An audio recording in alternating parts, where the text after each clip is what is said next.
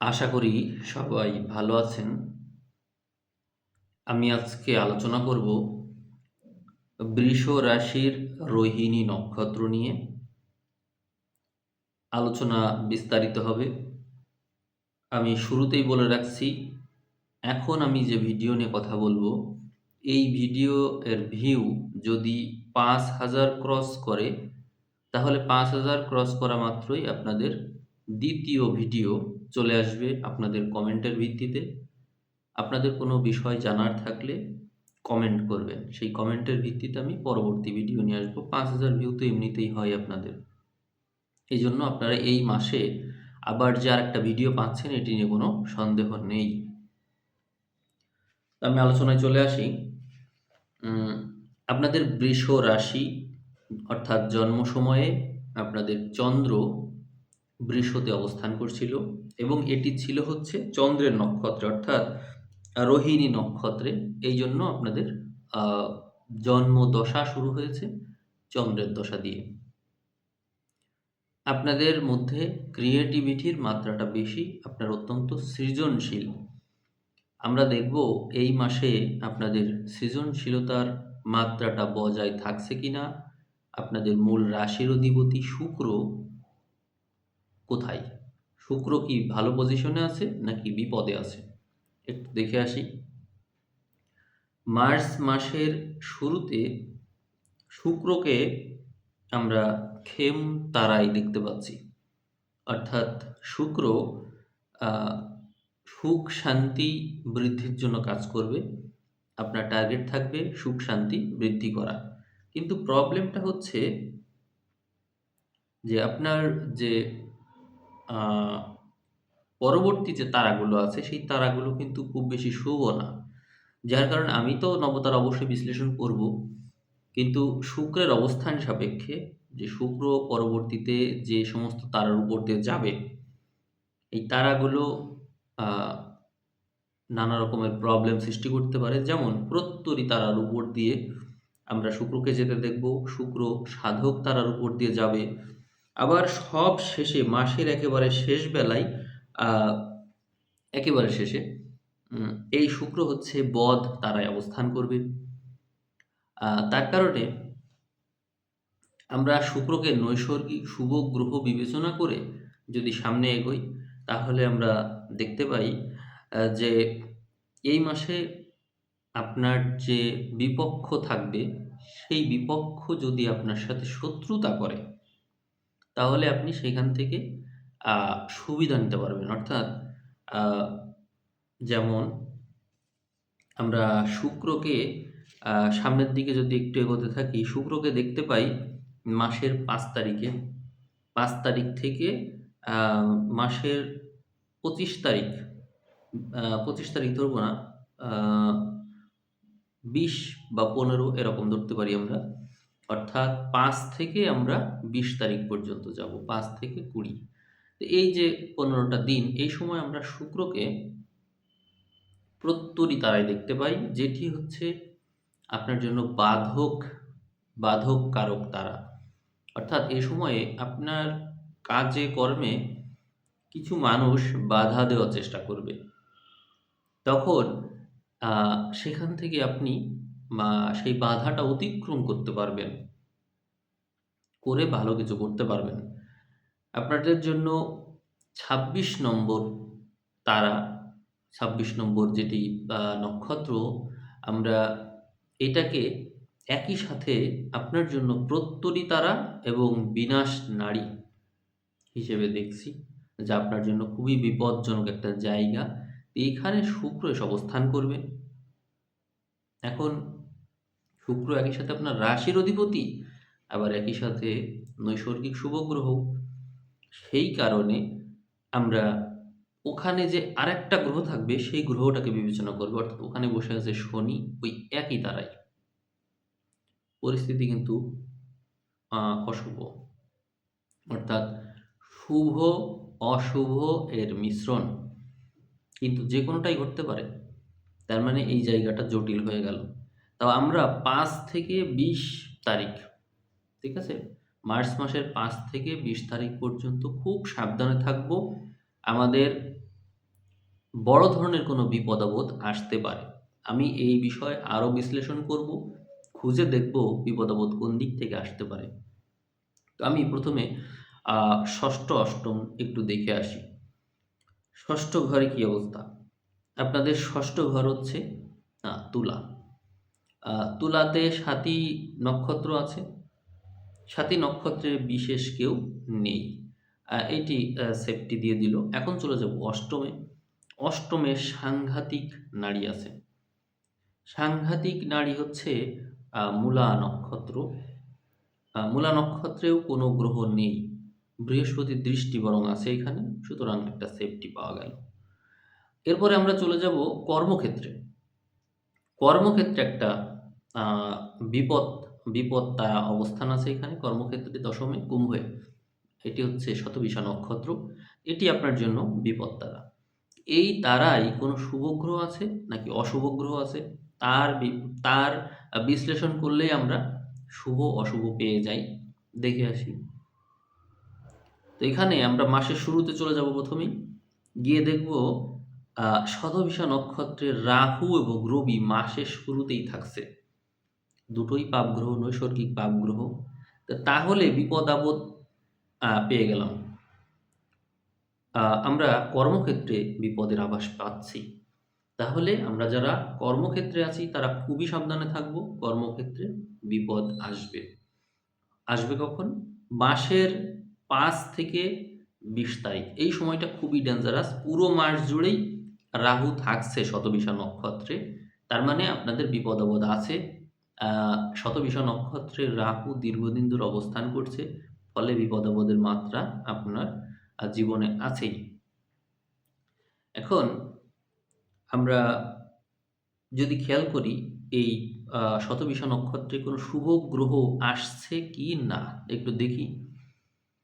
তো এখানে দেখছি বুধ, বুধকে আমরা দেখতে পাবো। বুধ বেশিদিন থাকবে না এখানে। আমরা এখানে মোটামুটি ১২ তারিখের দিকে এখানে আমি দেখতে পাচ্ছি ১২ থেকে মাসের আ শেষ পর্যন্ত ১২ তারিখ থেকে মাসের শেষ পর্যন্ত আমরা বুধকে আ এই শতবিষা নক্ষত্রে দেখতে পাচ্ছি। এর অর্থ হলো আপনি এখানে একটা সেফটি পাচ্ছেন। অর্থাৎ কর্মক্ষেত্রে শুভ গ্রহ হিসেবে বুধের অবস্থান আপনাকে বুদ্ধিমত্তার দিক দিয়ে বাঁচাবে। অর্থাৎ আপনি যদি আপনার বুদ্ধিবল প্রয়োগ করেন, তাহলে বেঁচে যেতে পারেন। কিন্তু বুদ্ধি প্রয়োগ অবশ্যই করা লাগবে। বুদ্ধি বলই বল। কারণ এই যে আমি মাসের শুরুতে শুধু রবি বলেছি, রাহু বলেছি। কিন্তু আ সামনে ৬ তারিখের দিকে গেলে দেখছি আবার রবি ওখান থেকে চলে গেল। কিন্তু ওখানে আবার এসে বসলো হচ্ছে মঙ্গল ওই নক্ষত্রে। তার মানে তখন হয়ে গেল আবার রাহু মঙ্গল ওই একই নক্ষত্রে। আবার যখন ১২ তারিখে যাচ্ছি দেখতে পাচ্ছি মঙ্গল, রাহু, বুধ। একটা শুভ, দুটো অশুভ গ্রহ আছে। চলে গেলাম ১৮ তারিখে মঙ্গল, বুধ, রাহু আছে। একই সাথে ৩ টাই আছে।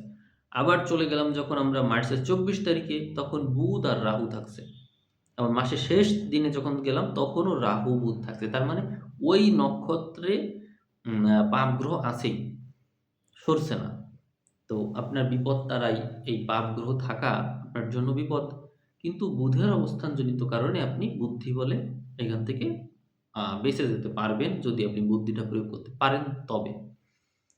আর বিনাশ নাড়িতে বলেছি, বিনাশ নাড়িতে শুভ অশুভ দুটোই থাকছে। তার মানে আপনি ওই আ বিপদ-আপদের ভিতর দিয়ে যাবেন। এমনকি প্রাণ সংশয়ও তৈরি হতে পারে। এটি কিন্তু থাকলো। আর শুভ গ্রহ যেহেতু আছে শুক্র ওখানে তার মানে আপনি বেঁচেও ফিরতে পারবেন। দৈব সহায়তার মাধ্যমে বেঁচে ফিরতে পারবেন। এখন আমরা দেখব মিত্র নক্ষত্র আর মিত্র তারা, অতিমিত্র তারা এখানে কেউ আছে কিনা? অর্থাৎ আপনি বিপদে পড়লে আপনাকে কেউ বাঁচাতে আসবে কিনা একটু দেখি। আম মিত্র তারা কোনটা? মিত্র তারা হচ্ছে শুক্রের তারা যেটা আ মেষে থাকে। মেষ তার মেষে একটা থাকে, একটা সিংহতে আর একটা ধনুতে। তো এখানে আমরা কোথাও দেখতে পাচ্ছি না কোনো তারা। আ না, কোনো তারাতেই কোনো শুভ গ্রহ নেই। এমনকি কোনো গ্রহই নেই আরকি। তো আমরা অতিমিত্রতে চলে গেলাম। অতিমিত্র হচ্ছে সূর্যের যে তারাটা আছে সূর্যেরটা দেখব মেষের ভিতরে কাউকে পাচ্ছি না, সিংহতে পাচ্ছি না, কন্যাতে পাচ্ছি না, বৃষতেও পাচ্ছি না, তারপরে ধনু, মকর কোথাও নেই, বাদ। তাহলে মিত্র, অতিমিত্র কোনোটাই নেই, অর্থাৎ কোনো মিত্র বা অতিমিত্র আপনাকে বাঁচাতে আসবে এরকম বিষয় নেই। এখন আমরা একটু দেখব চতুর্থ ঘর। চতুর্থ ঘরে কেতু আছে। এই যে কেতু, কেতু বসে আছে শুক্রের নক্ষত্রে মিত্র তারায়, তার মানে পাপ গ্রহ হিসেবে, অর্থাৎ আমি যে বলছিলাম যে শুক্রের তারায় কেউ আছে কিনা, আছে, কিন্তু সে মিত্র না, শত্রু। শুক্র হচ্ছে আপনার মিত্র তারা। এখানে কেতু বসে থাকার কারণে একটা বিষয় স্পষ্ট হওয়া গেল, সেটি হচ্ছে আপনারই কোনো মিত্র, আপনারই কোনো বন্ধুস্থানীয় ব্যক্তি, আপনারই ক্লোজ কেউ গোপনে শত্রুতা করবে, করে বিপদ ঘটাবে। তাহলে একই সাথে আমরা কর্মক্ষেত্রে প্রবলেম পাচ্ছি, একই সাথে আমরা মিত্রতার ক্ষেত্রে প্রবলেম পাচ্ছি, আবার আমরা আয়ের ক্ষেত্রেও প্রবলেম দেখছি। তার মানে বোঝা যায় অনেকটাই যে আপনার সংসার জীবনে আপনি অশান্তিতে থাকবেন, আপনার সংসারে আপনার শত্রু থাকবে, আপনি কর্মক্ষেত্রে আ বিপদে থাকবেন। আ কথার কথার মায়ের পেঁচটা ভুল হতে পারে। অর্থাৎ কথা খুব সাবধানে বলবেন, যেহেতু বুধ থাকছে সেখানে, আবার রাহু থাকছে, মঙ্গল থাকছে। আ অনুচিত কথা বলে বিপদে পড়তে পারেন কিন্তু। আর ওইদিকে একাদশ ঘর, আয়ের ঘর, সেখানে বিনাশ নাড়িতে শনি বসে থাকবে, শুক্র বসে থাকবে। যে কারণে বিপদে পড়বেন, বেঁচে ফিরবেন। যানবাহন থেকে বিপদের সম্ভাবনা বেশি। জলপথে, জলের ভাগটায় সাবধান থাকবেন একটু। মোটামুটি যান্ত্রিক বিষয় থেকে সাবধান থাকবেন। তো আমরা তাহলে বিপদ-আপদের দিকটা বিশ্লেষণ করে দেখলাম যে এই মার্চ মাসটা আপনার জন্য আ মানে লাইফের দিক থেকে, স্বাস্থ্যের দিক থেকে খুব বেশি শুভ কিন্তু আমি দেখলাম না। আপনারা হয়তো আ নেগেটিভ কথা শুনছেন, কিন্তু এতটা সতর্কই বা কে করে? আমি আপনাকে পুরো বিশ্লেষণ কিন্তু শোনালাম। আপনারা যেহেতু অত্যন্ত ধৈর্যশীল, বৃষরাশি আ না রোহিণী নক্ষত্রের মানুষদেরকে আমি খুব বেশি পছন্দ করি। এইজন্য করি যে তাদের আ ভিতরে শান্ত একটা স্বভাব আছে। বৃষ মানে কি? ষাঁড়। তো আমি দেখেছি যে আ বৃষ মানে ষাঁড় প্রচুর পরিশ্রম করতে পারে। প্রচুর। কিন্তু সে যখন বিশ্রাম নেয়, তাকে দেখে বোঝা যায় না যে সে এতটা পরিশ্রম করতে পারে। আবার সে যখন রেগে যায়, সে এতটা বিপজ্জনক হতে পারে, সে যখন চুপচাপ শুয়ে থাকে, বোঝা যায় না। তো এরকম বৃষ রাশি, রোহিণী নক্ষত্রের মানুষ খুবই শান্ত স্বভাবের। এজন্য আমি যে আপনাদেরকে বোঝাচ্ছি, আশা করছি যে আপনারা এই বিষয়ে ইতিবাচক পদক্ষেপ অবশ্যই নেবেন। ভুল বুঝবেন না, হতাশ হবেন না, সাবধান হবেন বরং। আ আরেকটা বিষয় আ বলা দরকার। সেটি হচ্ছে আমি এখানে তো কেবল স্বাস্থ্য বিষয়ে আপনাদেরকে সাবধান করলাম। আ এখন আমি আ নানা রকমের এখানে আমি লিখেছি, টপিক লিখেছি, সেই সমস্ত বিষয় নিয়ে আলোচনা করব আমি। ভিডিও একটু বড় হবে এই আরকি। তো বৃষরাশি রোহিণী নক্ষত্রের জাতক-জাতিকাদের রাশিতে আ চন্দ্র অবস্থান করে জন্ম সময়ে, যার কারণে চন্দ্র ওখানে তুঙ্গস্থ হয়। এইজন্য বৃষরাশির মানুষ যদি চন্দ্র সাপেক্ষ হিসাব করেন, সবার উপরে আছে। আ কর্কট, কর্কট তো নিজস্ব ঘর, কিন্তু বৃষটা হচ্ছে তুঙ্গস্থ ঘর। এজন্য শুক্রের নিজস্ব আ ঘরে চন্দ্র এসে তুঙ্গি হচ্ছে মানে হচ্ছে তাদের কলাবিদ্যায় বিরাট প্রভাব থাকে। এই মাসে বিভিন্ন পাপ গ্রহ বিভিন্ন জায়গায় থাকছে। আম আপনার না তারাতে পাপ গ্রহ থাকছে, সাথে শুভ গ্রহ থাকার কারণে আপনি বেঁচে ফিরতে পারছেন। এটা খুবই সৌভাগ্যের ব্যাপার, বেঁচে ফিরতে পারছেন। এখন আমরা যদি আ আ টপিক ভিত্তিক আলোচনা করি, সময়টা একটু বেশি লাগবে, আপনারা ধৈর্য ধরবেন। আর বলেছি ৫,০০০ ভিউ ক্রস করলে আপনাদের আরেকটা ভিডিও দেব। সেই ভিডিওটা হবে হচ্ছে লগ্নফল। আমার ইচ্ছা আছে লগ্নফলটা দেওয়ার। কারণ লগ্নফল দিতে পারলে আপনাদের বিস্তারিত আলোচনা করা যায় এবং আপনারা দেখি যে ভিডিওটা পছন্দও করেন, দেখেনও। এইজন্য আমি দেব। এই মাসেই আরেকটা ভিডিও দেব। তো এখন আমি আলোচনা শুরু করি। স্বাস্থ্য নিয়ে আমি কথা বলেছি, এখন কথা বলবো সম্পদ নিয়ে। আপনাদের আ সম্পদ তারা হচ্ছে মঙ্গলের যে তারাটা আছে এইটা। তো আ সম্পদের সম্পদের ঘরে এই মাসে আমরা বৃহস্পতিকে দেখতে পাবো। যার জন্য আপনার সম্পদ লাভ যোগ প্রবল দেখায়। এখানে সম্পদের ঘরে খেম তারায় বৃহস্পতি অবস্থান করার কারণে সাফল্য এবং সুখ অবশ্যই লাভ হবে। সম্পদের দিক থেকে আপনি সমৃদ্ধি লাভ করবেন। এই দিকে আবার একটু শান্তি থাকবে, আপনার মুখের ভাষা ভালো থাকবে, মানুষের সাথে ভালো ব্যবহার করবেন, আত্মীয়-স্বজনের সাথে ভালো ব্যবহার থাকবে, সম্পর্ক ডেভেলপ করবে। আর প্রাপ্তিযোগ, প্রাপ্তিযোগের ঘরে একটু দেখব।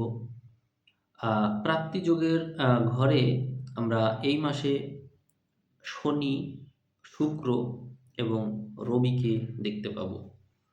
যার কারণে আ শনি, শুক্র এবং রবির অবস্থান যদি একটু কনফ্লিক্ট তৈরি করে, কিন্তু তারপরও আপনার আয় কিন্তু বৃদ্ধি পেতে দেখা যায়। ব্যয়ের ঘরে মাসের একেবারে শেষ দিকে শুক্র থাকার কারণে মাসের শেষ দিকে ভ্রমণ যোগ বৃদ্ধি পাবে।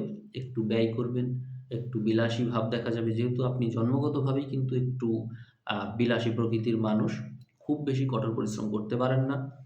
আরাম-আয়েশে থাকতে পছন্দ করেন এবং কলাবিদ্যায় নিপুণ।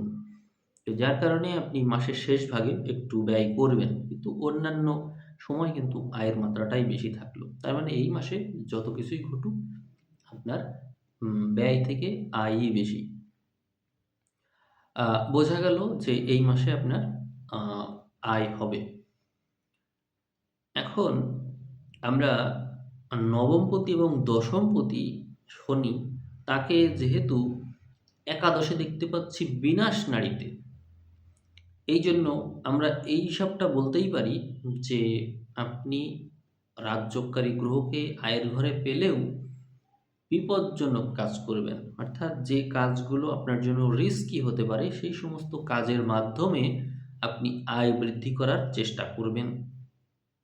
এই মাসে এই কারণে আপনার আয় বৃদ্ধি পেলেও লাইফ রিস্ক থেকে যায়। প্রচেষ্টার কথা বলবো। প্রচেষ্টার ঘরে আমরা ফেব্রুয়ারিতে গ্রহ দেখেছি, অর্থাৎ ফেব্রুয়ারিতে আপনি যে প্রচেষ্টাটা করেছেন, যে পরিশ্রম করেছেন তারই ফল মার্চে পাচ্ছেন। তার মানে এই মাসে আপনার প্রচেষ্টাটা, অর্থাৎ কোনো কিছু স্টার্ট করা বা কোনো কিছু স্টার্ট করে সেটাকে যথেষ্ট সময় দেওয়া, পরিশ্রম তার পিছনে বিনিয়োগ করা, এমনটা এই মাসে কম দেখা যায়। বরং যা করেছেন সেই জিনিসটাই দেখভাল করার প্রবণতাটা বেশি দেখা যায় এই মাসে। এই মাসে গৃহ ও বাহন যোগ আছে। এই মাসে দশম ঘরে অনেক গ্রহ থাকবে। আপনার কর্মব্যস্ততার মাত্রা অনেক বাড়বে। অনেক কঠিন এবং প্রাণ সংশয়কারী কাজের সাথে যুক্ত হবেন। অর্থযোগ প্রবল থাকবে, কিন্তু খুব রিস্ক থাকবে। এখানে চতুর্থের কেতু আপনার চিন্তাভাবনায় বেশ আ সন্দিগ্ধমনা পরিবেশ সৃষ্টি করবে। অর্থাৎ এখানে যে মিত্র নক্ষত্রে কেতু বসে আছে, সেই কারণে আপনি মানসিকভাবে একটু পীড়াগ্রস্ত থাকবেন, একটু ভীত সন্ত্রস্ত থাকবেন। কিন্তু কেতু নক্ষত্র পরিবর্তন করবে, করে মাসের একেবারে শেষ পর্যায়ে নক্ষত্র পরিবর্তন করে কেতু চলে যাচ্ছে আ মঘা নক্ষত্রে। তবে এই পরিবর্তনটা আমি শুভ মনে করছি না। কারণ এই বদ নক্ষত্রে, বদ তারায় কেতুর অবস্থান আপনার জন্য আরও বড় ধরনের লাইফ রিস্ক তৈরি করবে। সাবধানে থাকতে হবে। কারণ হচ্ছে এতদিন মিত্র তারায় ছিল, এখন আবার এই বদ তারায় যাওয়া এটা শুভ কোনো ঘটনা না। যাই হোক, সেটা সামনের বিষয়। আপাতত আপনাকে এটাই বলব যে আপনার স্বাস্থ্য এবং নিজের জীবনের নিরাপত্তা, এইটাকে আপনি সবার আগে বিবেচনা করবেন। অন্যান্য ক্ষেত্র নিয়ে চিন্তা অত বেশি করার দরকার নেই। আপনার আয়, ভাগ্য, প্রাপ্তিযোগ সব ভালো আছে। হ্যাঁ? গৃহ বাহন যোগ, যদি জমি জমা ক্রয় করতে চান, এই সব কিছুই আমি ভালো দেখি। তবে যদি আপনি জমি-জমা ক্রয় করার চিন্তা করেন, ক্রয় করার প্রতি আগ্রহ থাকবে। কিন্তু সেই ক্ষেত্রে প্রতারিত হওয়ার সম্ভাবনা আছে। পরিচিত কারো কাছ থেকেই জমি-জমা কিনে প্রতারিত হতে পারেন। কেতু আছে ওখানে শুক্রের নক্ষত্রে। এইজন্য এই সমস্যা। এইজন্য একটু সাবধান হতে বলব। বিক্রয়ের ক্ষেত্রে আপনি এগিয়ে যেতে পারেন, কিন্তু ক্রয়ের ক্ষেত্রে সাবধান। আমরা প্রেম বিবাহ নিয়ে কথা বলব। আপনার মধ্যে আবেগটা একটু বেশি, যার কারণে পঞ্চম ঘরটা দেখব। পঞ্চম ঘরে শনির দৃষ্টি থাকছে এবং শনির তৃতীয় দৃষ্টিও আপনার উপর থাকছে। এই জন্য রিলেশনের ক্ষেত্রে বড় ধরনের একটা বাধা থাকছে আপনার জীবনে। কোনোভাবেই যেন এগোতে পারছেন না। আবার রিলেশন থাকলে সেই রিলেশনটা অনেক দিন ধরে চালাচ্ছেন। রিলেশন এই আছে, এই নেই, উঠা-পড়া চলছে, ভেঙে যাচ্ছে। আ জীবনে রিলেশনের প্রতি যে একটা আগ্রহ ছিল, আপনার মধ্যে যে এর প্রতি একটা আবেগ ছিল, তার পুরোটাই যেন নষ্ট হয়ে যাচ্ছে। এমনই অভিজ্ঞতা আপনি লাভ করেছেন অথবা করবেন। কিন্তু এমনটা ঘটবে আপনার সাথে। এটা শনির কারণে ঘটছে। শনি মূলত আপনাকে বাস্তবতা শিখাচ্ছে। আপনাকে এক্সপেরিয়েন্স দিচ্ছে, শিক্ষা দিচ্ছে। আপনারা মিলিয়ে দেখবেন রিলেশনের ক্ষেত্রে আপনি আপনার মানে জায়গাটা কোনোভাবেই বুঝাতে পারছেন না। এই সমস্যায় আপনি ভুগছেন এবং আ রিলেশনের ক্ষেত্রে আপনি অপর দিকের মানুষটির কাছ থেকে মানসিক যে সাপোর্ট, যে আপনার এফোর্ট অনুসারে যে সে আপনাকে বুঝবে, সেটি হচ্ছে না। ভুল বোঝাবুঝির মাত্রাটা বয়ে নিয়ে চলতে হচ্ছে। মানে ২ জনের কথা হচ্ছে, ঠিক আছে কথা হচ্ছে। কিন্তু আপনার জায়গায় আপনি, তার জায়গায় সে, এমনই কিন্তু রয়ে যাচ্ছে। আম মনের মিল যেটা সেটা কিন্তু হচ্ছে না। আমরা আ তার মানে বলতে পারি যে সম্পর্ক এক প্রকার আ মনোমালিন্যের সাথে নিয়েই চলতে হবে। মনোমালিন্যকে সাথে নিয়েই সম্পর্ক এগিয়ে চলছে। অনেক ক্ষেত্রে সম্পর্ক বিচ্ছেদের দিকে যেতে পারে। এই সম্ভাবনা কিন্তু আছে। আমরা মঙ্গলকে দেখতে পাই আ ১০ম এ এবং ১০ম থেকে মঙ্গল দৃষ্টি রেখেছে আপনার এই রাশিতে। যার কারণে শনির দৃষ্টি, মঙ্গলের দৃষ্টির কারণে এই সময়ে উম রাশির উপর যে প্রভাবটা পড়ছে আ তা আপনার জন্য মোটেও আমি শুভ মনে করছি না। এই মঙ্গল আপনার চতুর্থে এবং একই সাথে আপনার দশমে দৃষ্টি রাখছে।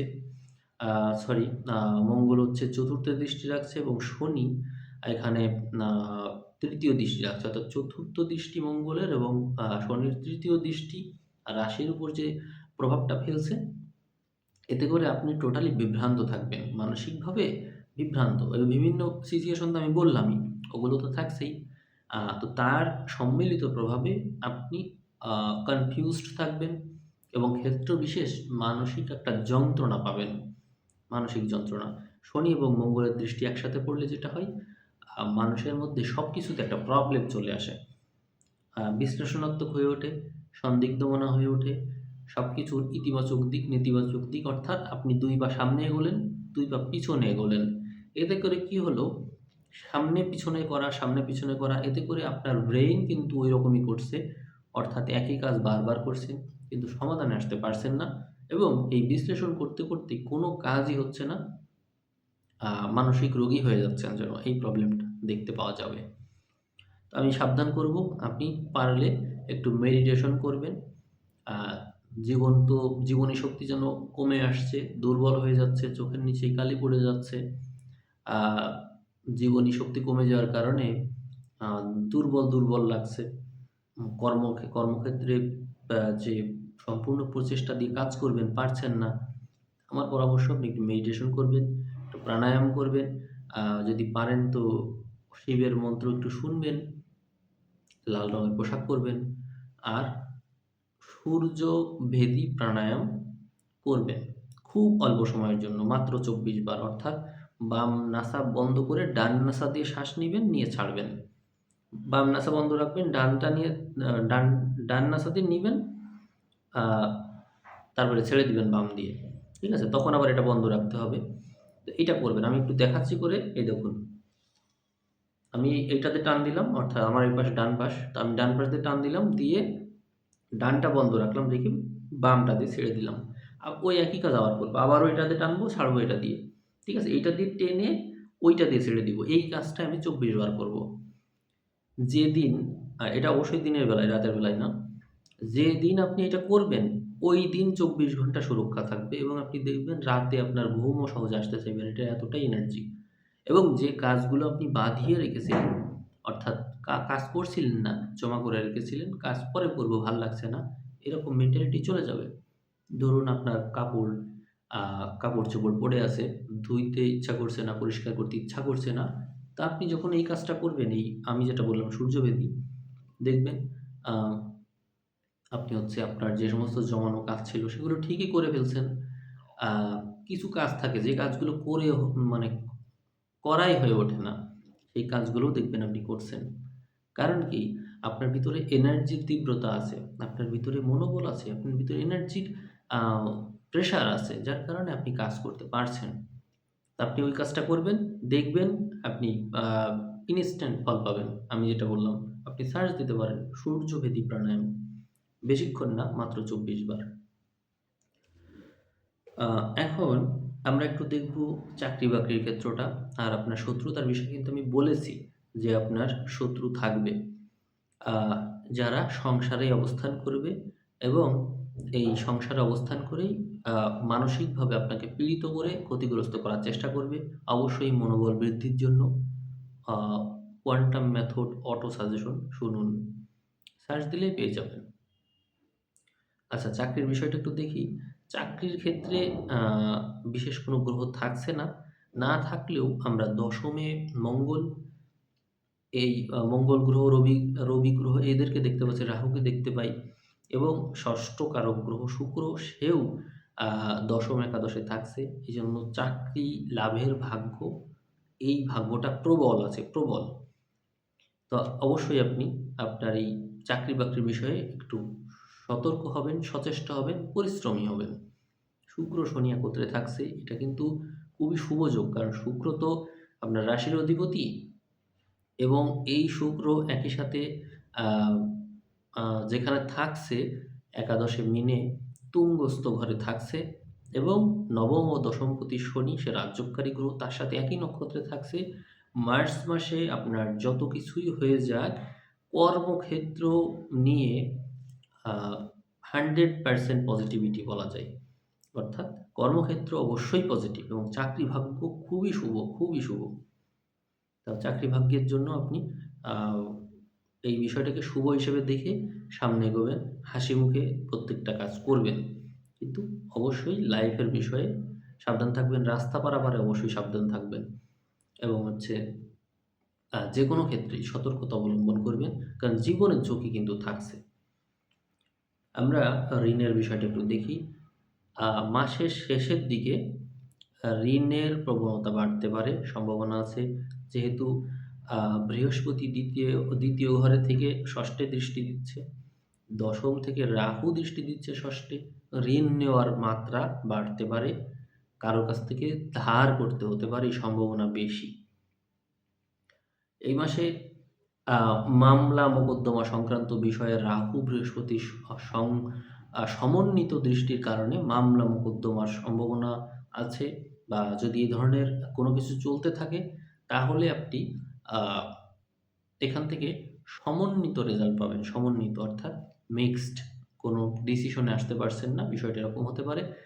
তবে আ যে শুক্রের কথা বলছিলাম, ৫ থেকে ২০ তারিখ পর্যন্ত সময়টা আপনার জন্য একটু শুভ থাকছে। যার কারণে এই সময়ে আপনি আ এই ক্ষেত্র থেকে, এই মামলা মোকদ্দমা থেকে শুভ ঘটনার কথা শুনতে পারেন, শুভ খবর পেতে পারেন। আমরা ব্যবসা ক্ষেত্র দেখব। ব্যবসায়ের ঘরে শনি, আ শনির দৃষ্টি আমরা এখানে দেখছি না। কিন্তু এখানে শনির একটা নক্ষত্র আছে। আ সেটি হচ্ছে প্রত্যরী, যেটা বাধা বিঘ্নকারক। জন্ম সময় যদি এখানে কোনো পাপ গ্রহ থাকে অনুরাধা নক্ষত্রে, তাহলে আপনার জন্য ব্যবসা ক্ষেত্রটা বিপজ্জনক হতে পারে। আর যদি শুভ গ্রহ থাকে তাহলে তো বেঁচে গেলেন, ভালো হলো। তো এই মাসে আমরা আসলে এই সপ্তমে বিশেষ কোনো গ্রহও দেখতে পাচ্ছি না। তো যার কারণে আমরা এই বিষয়টাকে আ অত বেশি শুভ ধরবো না।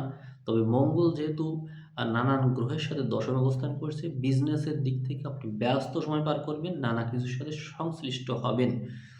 এটি আবার সত্য। তবে তারপরেও ব্যবসা করতে হবে সাবধানে। কারণ যেহেতু শত্রু ঘরে শত্রু নক্ষত্রে অবস্থান, এইজন্য ব্যবসা ক্ষেত্রে লস হওয়ার সম্ভাবনা বেশি, ঋণ করার সম্ভাবনা বেশি এবং টাকা আটকে যাওয়ার সম্ভাবনা বেশি থাকছে, সাবধান। এরপরে আমরা একটু লটারি ভাগ্যটা দেখে আসি। হ্যাঁ, লটারি ভাগ্য এই মাসে ভালো থাকছে। আ ৫ তারিখ থেকে ২০ তারিখ পর্যন্ত লটারি ভাগ্য ভালো থাকবে। বিদেশ ভাগ্য কেমন? আ বিদেশ ভাগ্য শুভ আছে। আপনার জন্য বিদেশ ভাগ্য শুভ ৫ থেকে ২০ তারিখ। শুক্র এবং হচ্ছে শনি একই নক্ষত্রে থাকবে একাদশে। নবমপতির একাদশের সাথে কানেকশন, এটা বিদেশ ভাগ্যকে শুভ দেখায়। আপনার পিতার স্বাস্থ্য নিয়ে সাবধান থাকবেন। আ মাতার স্বাস্থ্য নিয়ে সাবধান থাকবেন। আপনার মা হয়তো আ কোনো মানসিক সমস্যায় ভুগছেন বা অতিরিক্ত টেনশন করেন, বা হচ্ছে কোনো দুরারোগ্য ব্যাধিতে আক্রান্ত আছেন। এই সম্ভাবনাটা বেশি দেখছি। আ যাদের লগ্নটা বৃষ, তাদের এই সম্ভাবনাটা প্রবল। আর পিতার কথা বলবো, পিতার শরীর স্বাস্থ্য ফেব্রুয়ারির দিকে খারাপ ছিল। আস্তে, আস্তে ভালোর দিকে যাবে। কিন্তু তবুও দশম কারক ঘরেও যে সমস্ত গ্রহ আছে, রবি আবার যুক্ত হচ্ছে পাপ গ্রহের সাথে। এজন্য পিতার শরীর স্বাস্থ্যে অবনতি হতে পারে। অর্থাৎ সর্দি, আ বিশেষ করে কাশি, বুকের সমস্যা, কফ, বুক সংক্রান্ত যেকোনো সমস্যা হতে পারে। এই সম্ভাবনা অনেক বেশি। আ সন্তান এবং তাদের পড়াশোনার বিষয় দেখব একটু। সন্তান এবং পড়াশোনার বিষয়ে বলব যে এই মাসে আপনার সন্তান আ আপনার দ্বারা নিয়ন্ত্রিত হবে এবং আপনার বাধ্য থাকবে।